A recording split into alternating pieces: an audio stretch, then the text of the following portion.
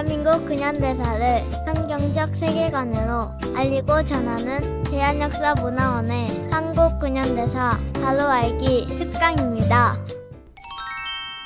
자유를 위해 부름받은 사람 6번째 이야기. 자유를 선포하러 고국으로 돌아온 이승만의 이야기입니다. 프린스턴 졸업을 앞둔 1910년 2월 16일, 이승만은 서울에 있던 언더우드 선교사로부터 한 통의 편지를 받았습니다. 당시 언더우드 선교사는 종합대학 설립을 준비 중이었는데 이승만에게 우리는 당신을 크게 기대하고 있습니다. 귀국하면 알맞은 일이 기다리고 있습니다라며 앞으로 세워질 대학의 교수직을 제안한 것입니다. 이승만은 4월 9일 언더우드 선교사에게 이렇게 답장했습니다. 제가 2달 후면 프린스턴에서 박사학위를 받습니다. 그러면 선교사님이 세우려고 하는 기독교 대학에서 교수를 하고 싶습니다.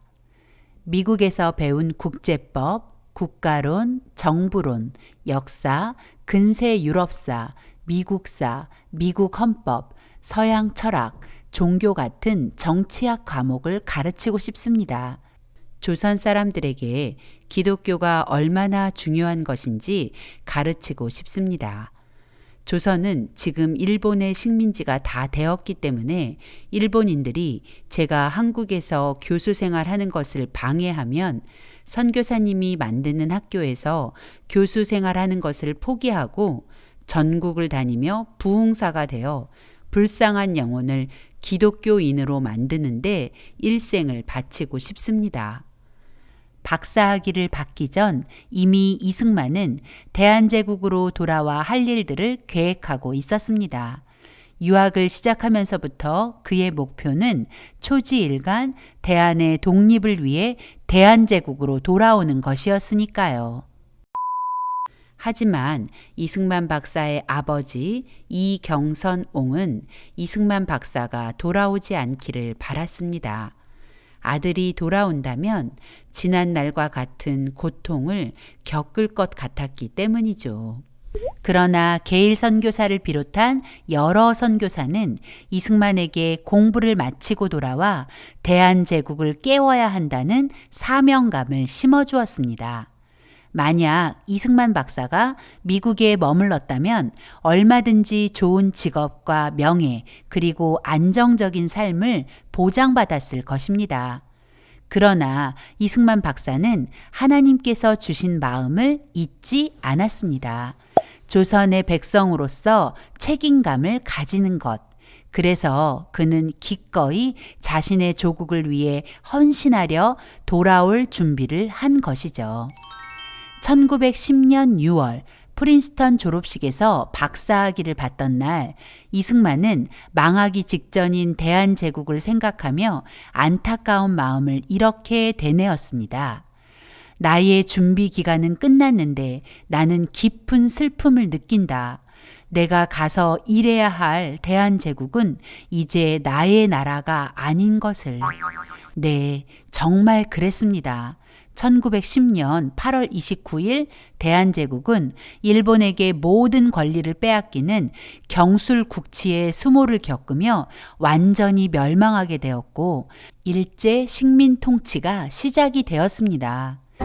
이승만이 조지 워싱턴 대학에 입학하던 해 고종은 을사조약으로 나라를 팔았고 5년 후 이승만이 프린스턴에서 박사학위를 받고 2달이 지난 8월 29일 고종의 아들 순종은 백성들에게 나라를 일본 천황폐하께 이양하니 소란 떨지 말고 복종하라고 말하며 그 어떤 한거도 없이 일본에게 나라를 넘겨주었고 대한제국은 지구상에서 사라져 버렸습니다.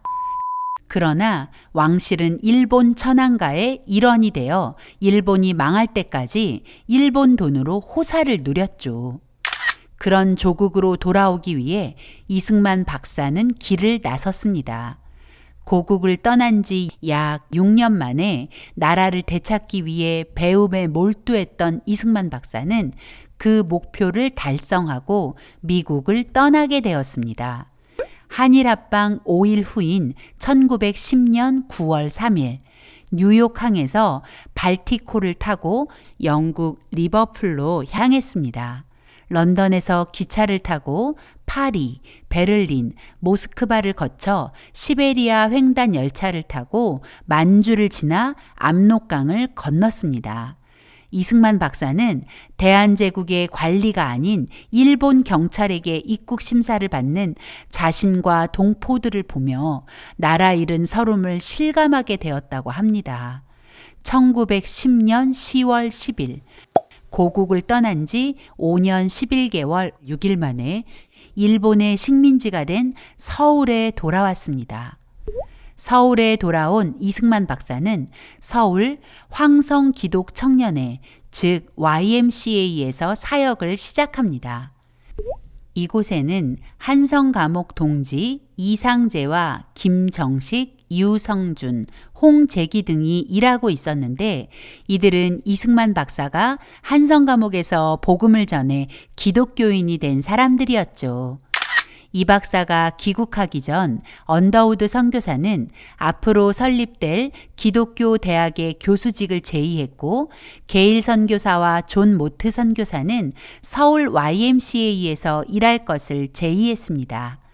그러나 언더우드 선교사가 시작하려는 기독교 대학의 인가가 늦어지면서 이승만 박사는 게일 선교사와 존 모트 선교사의 제안을 받아들여 YMCA의 한국인 총무와 YMCA의 학생부 간사, 그리고 YMCA 청년학교 학감으로 일하게 된 것입니다.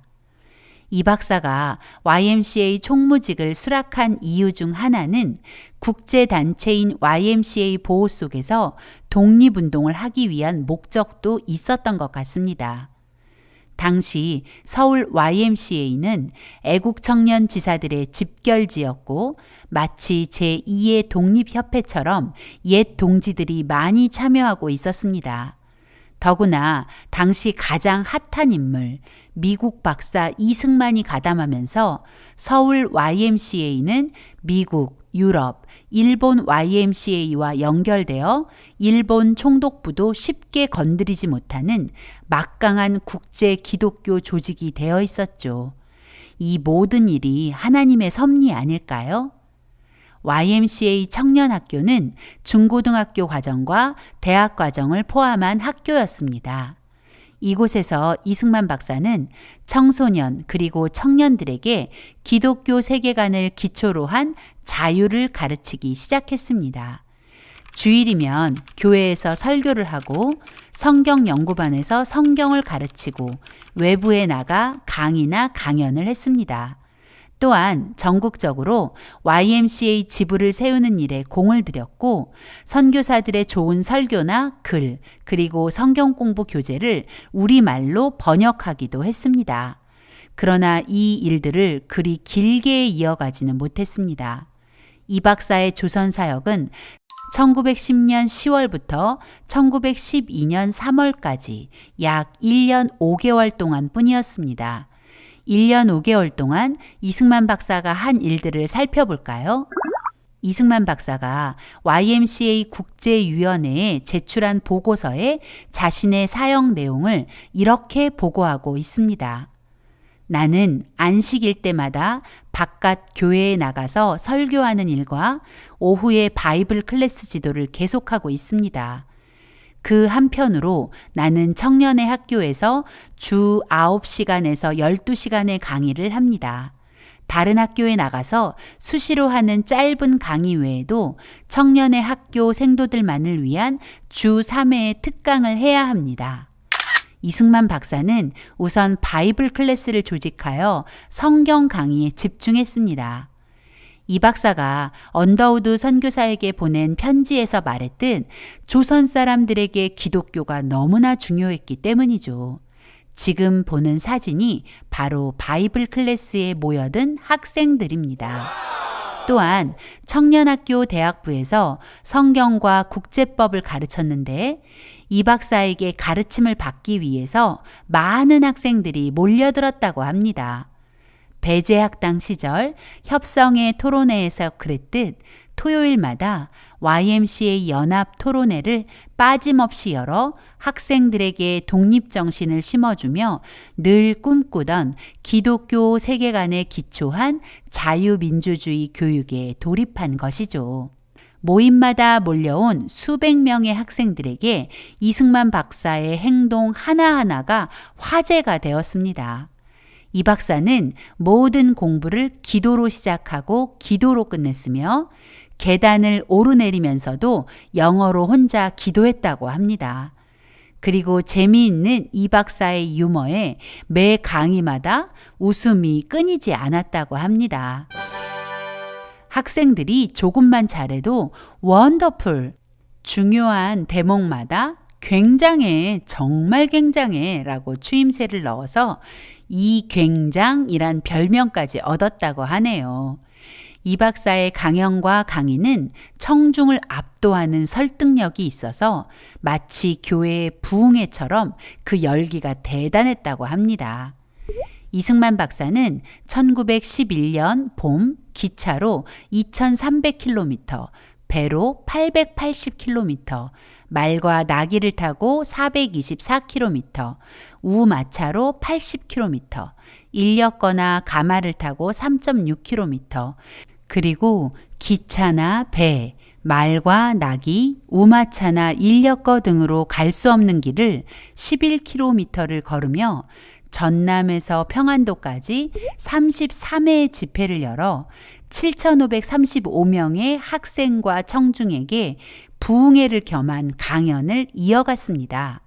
그 결과 전국적으로 33개의 YMCA 지부가 탄생하게 되었고 그 33개 지부를 통해 기독교 세계관으로 무장한 조선 독립을 위한 청년 조직망이 전국적으로 구축되었죠. 이승만 박사가 1년 5개월 동안 조선에 외친 메시지는 기독교 세계관을 기초로 한 자유와 자유민주주의 그리고 독립정신이었습니다. 전국적인 집회를 마치고 평양서 서울로 돌아오는 길 1911년 6월 윤치호 선생이 운영했던 개성의 한영서원에서 제2회 기독학생 하령회를 개최하게 되었습니다.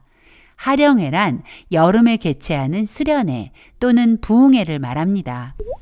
이 하령회에는 전국 각지 서울, 광주, 전주, 군산, 개성, 선천 등의 21개 기독교 학교에서 모인 93명의 학생 대표와 여러 선교사와 목회자가 참석했습니다. 미국인 목사들의 설교로 부흥회가 진행되었고 이승만 박사 역시 주 강사 중 하나였습니다. 이 하령회에서 놀라운 일이 일어났습니다. 성경 말씀을 들은 사람들의 마음에 성령의 불이 임하면서 내가 조선의 독립을 위해 헌신해야 한다는 독립정신이 일어난 것이죠. 이승만 박사가 한성 감옥에서 외치던 거룩한 성도가 거룩한 백성이 된다는 그 외침 그대로였습니다. 이 하령회를 보고 충격을 받은 일본 총독부는 본격적으로 기독교를 탄압할 계획을 세우게 됩니다. 한영서원 하령회 이후 일본은 이승만 박사를 더 철저히 감시하기 시작했고 이 박사의 외부 활동은 더 이상 불가능하게 되었습니다. 일본은 조선 통치를 시작하면서 조선 총독부를 설치하고 초대 총독으로 데라우치 마사다케를 임명했습니다. 데라우치는 교회야말로 조선에서 가장 강력한 항일 집단이며 이 집단을 와해시키지 아니하고는 효율적인 조선 통치가 난관에 부딪히게 될 것이다라고 단언했습니다. 왜 교회가 조선 통치에 방해가 될까요? 그 이유를 이승만 박사는 한국교회 핍박에 이렇게 적었습니다. 일본 생각에는 한국교회는 독립사상을 배양하는 곳이요. 한국 교인들은 장래의 혁명을 주창할 자들일 것이다. 그러므로 일본이 한국 교회를 통제하고 한국 교인들을 다스리기 전에는 장래의 화근을 막을 수 없다고 여겼다. 네, 맞습니다. 기독교의 가르침은 조선을 바꾸고 있었습니다. 그리고 일본은 조선이 기독교의 가르침대로 변화된 후에는 조선 통치가 불가능하다는 것을 알아차린 것이죠. 그래서 조선을 자신들의 뜻대로 움직이기 위해서는 기독교를 제거해야만 했던 것입니다.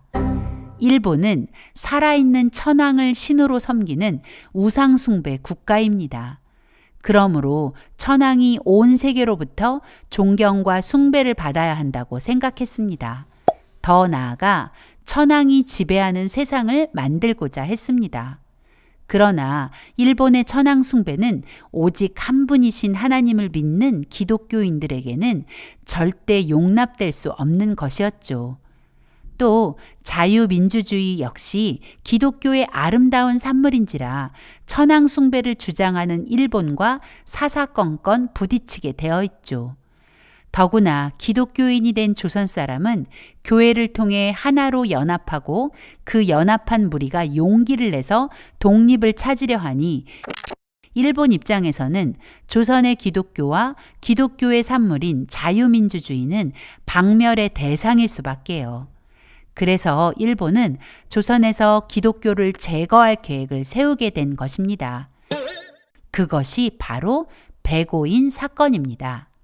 이 사건을 시작으로 일제는 본격적으로 조선 기독교 탄압에 돌입합니다. 백오인 사건은 데라우치 암살 모의 사건이라는 일본이 연출한 가짜 뉴스에서 출발합니다. 데라우치 암살 모의 사건의 전말은 이렇습니다. 일본은 조선을 넘어 내륙 깊숙이 진출할 목적으로 철도망을 증설하고 있었습니다.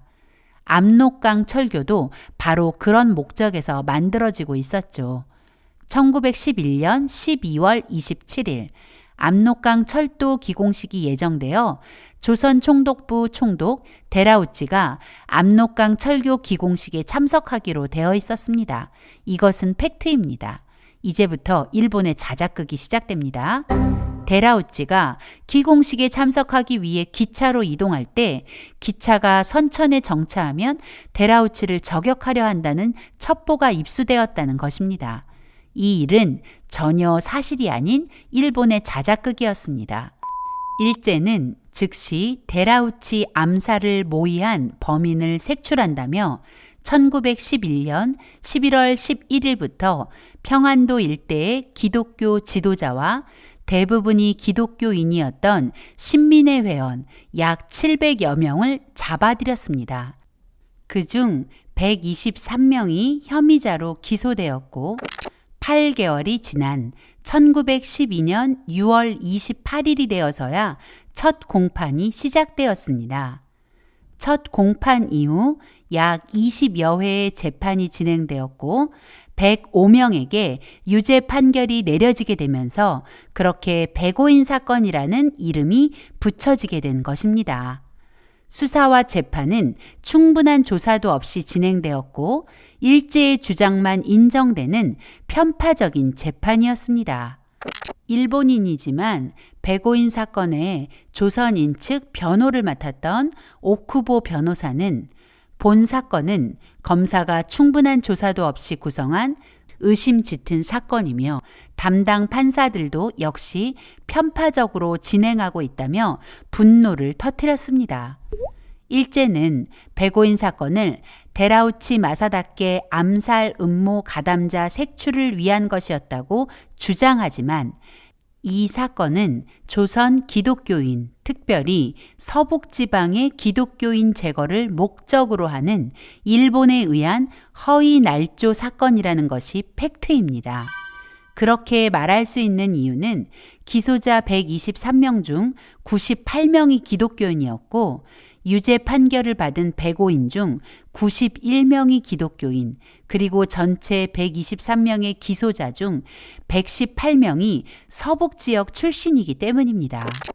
특히 1911년 개성 한영서원에서 열린 제2회 학생 하령회에 참석한 선천 신성중학교, 숭실중학교, 서울경신중학교 등의 학생 다수가 백오인 사건으로 체포되어 고문을 받았고, 서북지방에서 활동하던 기독교 선교사들에게 음모 격려자라는 누명을 씌워 조선에서 쫓아내려 했던 점을 종합해보면 백오인 사건은 조선 통치를 강화할 목적으로 항일 세력인 기독교를 탄압하기 위한 조작된 허위 날조 사건이 분명합니다. 백오인 사건의 화살은 이승만 박사에게로 향했습니다. 일제는 이승만 박사에게 예수교의 거대 괴수라는 죄를 씌우고 거에게 현상금을 걸었습니다.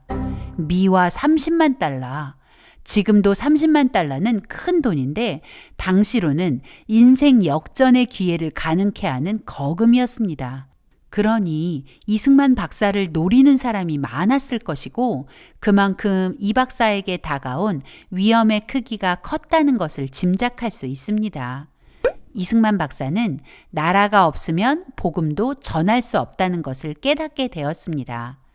나라라는 중요한 울타리가 있어야 자유롭게 신앙생활이 가능하다는 것을 뼛속 깊이 느끼게 된 것입니다.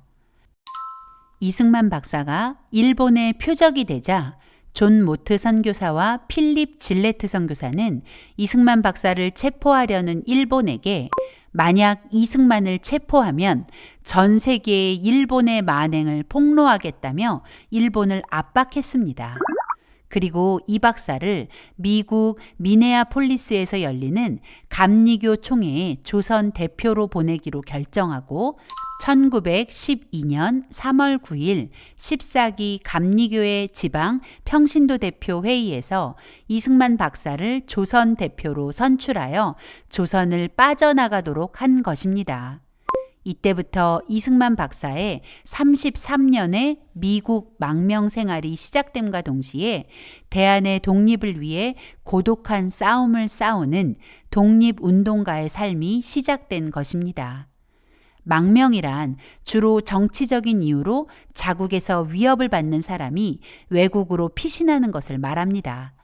이승만 박사의 망명은 자신의 목숨을 부지하기 위한 것이 아니었습니다. 조선의 독립을 위한 새로운 길로 들어선 것이었습니다. 이승만 박사는 1912년 3월 26일 그의 나이 37세가 되는 생일 아침 남대문역에서 부산행 9시 35분 기차에 올라 서울을 떠났습니다. 부산에서 배를 타고 일본을 거쳐서 미국으로 가는 여정이 그렇게 시작되었습니다. 1912년 3월 27일자 매일신보는 이승만 박사가 미국으로 떠난 그날을 이렇게 보도했습니다. 종로 기독 청년의 소속 학교 학감 이승만 씨가 미국에 건너가기 위하여 모처에 청원하고 여행권을 청구하였다는 말은 이미 기재하였거니와 그 여행권의 하부를 승인하였으므로 어제 오전 9시 30분에 남대문발 경부선 열차로 출발하여 미국으로 향하여 갔는데 그 돌아올 기한은 6개월로 예정하였다. 그 누가 알았을까요? 이 6개월의 예정의 미국행이 33년이나 걸리게 될 것을. 이승만 박사는 나라를 살리기 위해 조선에 돌아와 꿈에 그리던 기독교 세계관에 기초한 자유민주주의 교육에 돌입했습니다. 그러나 이승만 박사에게 허락된 시간은 고작 17개월 뿐이었습니다. 하지만 이 박사는 이 짧은 시간에 엄청난 족적을 남겼습니다. 무엇보다 전국에 YMCA 조직망을 만들었고 이 조직을 통해서 배출했던 사람들이 후일 3.1 운동과 독립운동의 주역들이 된 것이죠. 이승만 박사는 이제 나라의 독립을 되찾기 위해 고독한 나그네가 되어 미국을 향해 나아가고 있습니다.